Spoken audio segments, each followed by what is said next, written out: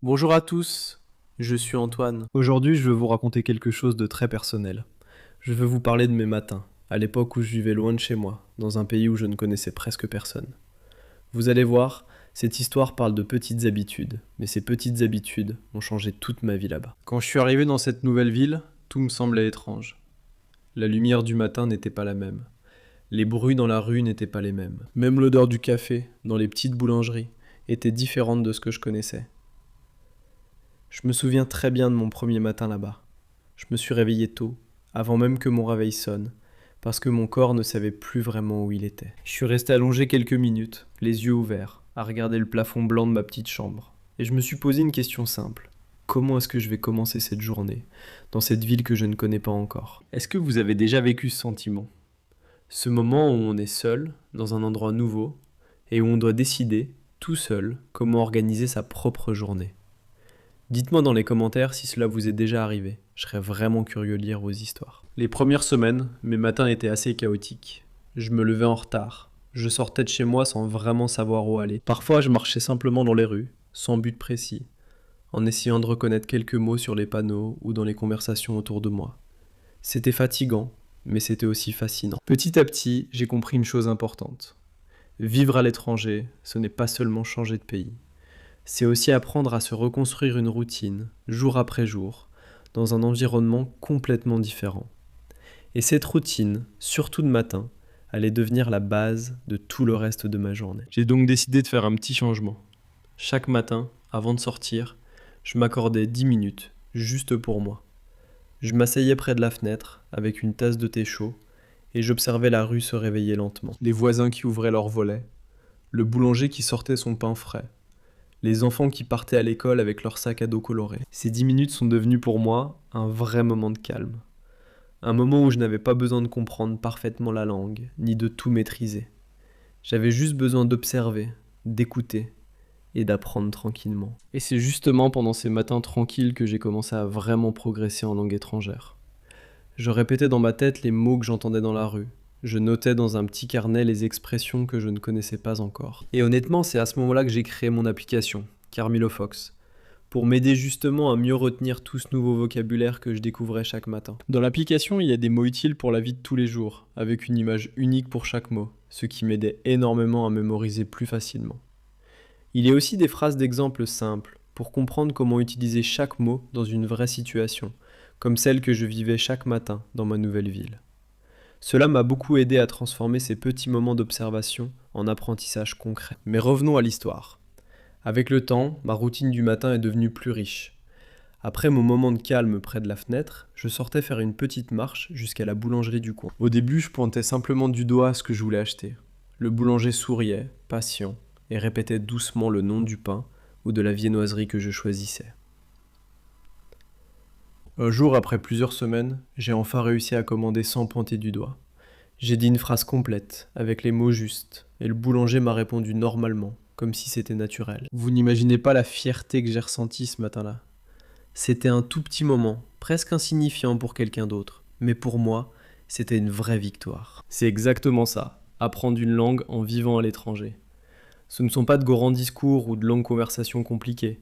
Ce sont des petits moments, répétés chaque jour, qui construisent, petit à petit, une vraie confiance. Après la boulangerie, je prenais le temps de m'asseoir sur un banc dans un petit parc, pas très loin de chez moi. Je regardais les gens passer. Certains promenaient leurs chiens, d'autres lisaient un livre avant d'aller au travail, et moi je notais mentalement de nouvelles phrases, de nouvelles expressions, en essayant de les répéter tout bas. Je me souviens d'une matinée en particulier, où il pleuvait légèrement.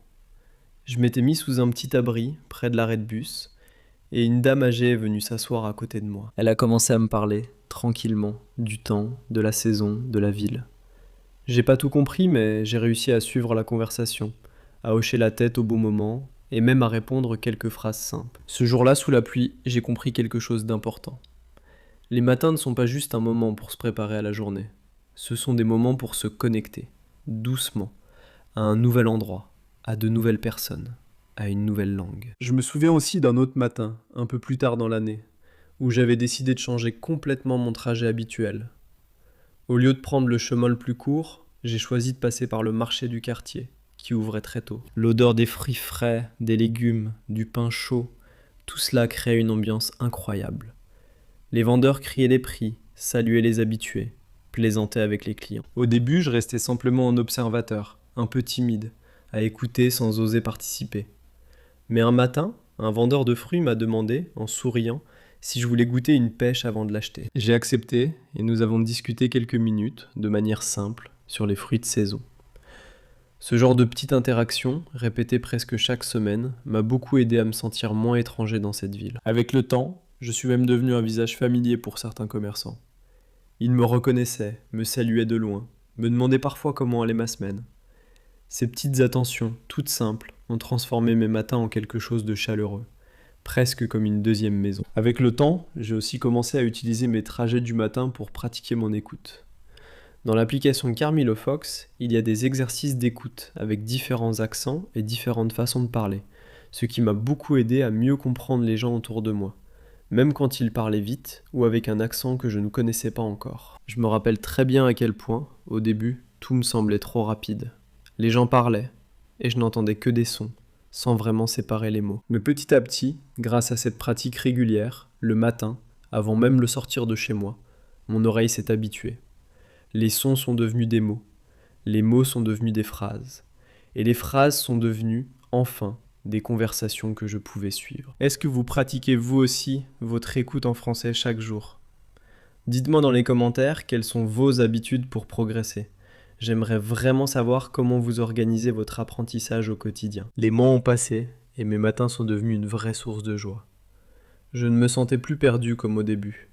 Je connaissais le nom du boulanger. Je reconnaissais certains visages dans le parc. Et surtout, je comprenais de mieux en mieux ce qui se passait autour de moi. Je pense souvent à ce premier matin, allongé dans mon lit, en train de me demander comment j'allais organiser ma journée dans cette ville inconnue. Si j'avais su, à ce moment-là, tout ce que ces petits matins allaient m'apprendre, je pense que j'aurais eu moins peur. Il y a aussi eu des matins plus difficiles, je dois l'admettre. Des matins où je me sentais fatigué de toujours devoir réfléchir, de toujours devoir traduire dans ma tête avant de parler. Des matins où j'avais simplement envie d'entendre ma langue maternelle, de me sentir complètement compris, sans effort.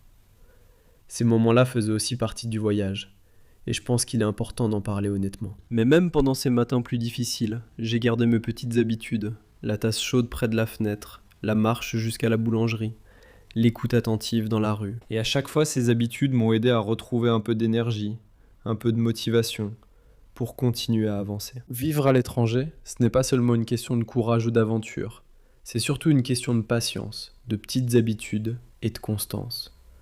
Chaque matin est une nouvelle occasion d'apprendre un mot de plus, de comprendre une phrase de plus, de se sentir un peu plus chez soi. Si vous aussi vous essayez d'apprendre le français, ou une autre langue, en vivant loin de votre pays, sachez que ces petits moments comptent énormément.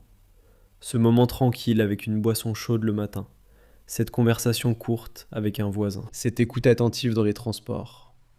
Tout cela construit, petit à petit, une vraie compétence. Si tu veux continuer à pratiquer et enrichir ton vocabulaire, comme je l'ai fait pendant ces matins à l'étranger, tu trouveras les liens de mon application dans la description de cette vidéo. Maintenant, je voudrais vous poser une question. Quel est votre rituel du matin, à vous ?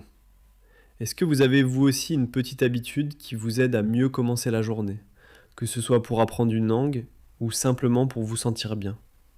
N'hésitez pas à partager votre expérience dans les commentaires, j'adore lire vos histoires et vos habitudes. Avant de terminer cette histoire, je voulais vraiment vous remercier d'avoir écouté jusqu'ici.